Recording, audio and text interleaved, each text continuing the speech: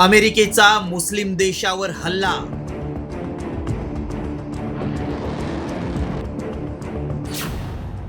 अल कायदाचा मोठा नेता ठार.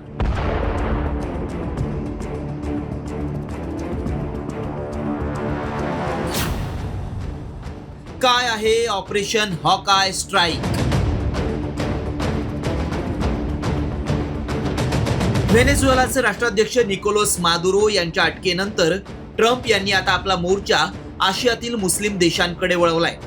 अमेरिकेनं ट्रम्प यांच्या आदेशावरून सिरियामध्ये हवाई हल्ला केलाय. या हल्ल्यात अल कायदाशी संबंधित एका मुस्लिम नेत्याला अमेरिकन सैन्यांनी ठार मारलंय. त्यामुळे जगातील मुस्लिम देशांमध्ये एकच खळबळ उडाली आहे. सिरियातील पाल्मिरामध्ये झालेल्या हल्ल्यात अमेरिकन सैनिकांचा मृत्यू झाला. या हल्ल्याच्या प्रत्युत्तरादाखल ऑपरेशन हॉकाय स्ट्राईकच्या माध्यमातून सिरियावर हल्ला करण्यात आला. हल्ल्यात 100हून अधिक ठिकाणांना अमेरिकेकडून लक्ष्य करण्यात आलं. अल कायदाचा बिलाल हसन अल जासिम हल्ल्यात ठार झाला. दहशतवाद्यांच्या शस्त्रास्त्रांची गोदामं आणि लपण्याची ठिकाणं उद्ध्वस्त करण्यात आली.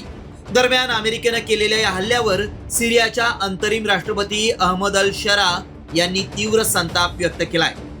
डोनाल्ड ट्रम्प यांनी पदभार स्वीकारल्यापासून अमेरिकेचं परराष्ट्र धोरण अत्यंत आक्रमक झालंय.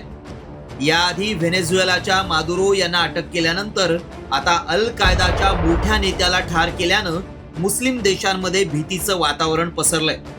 त्यात रशियाचा मित्र असलेला सिरिया आता थेट अमेरिकेच्या रडारवर असल्यामुळं जागतिक तणाव वाढण्याची शक्यता आहे. रिपोर्ट साम टीव्ही न्यूज.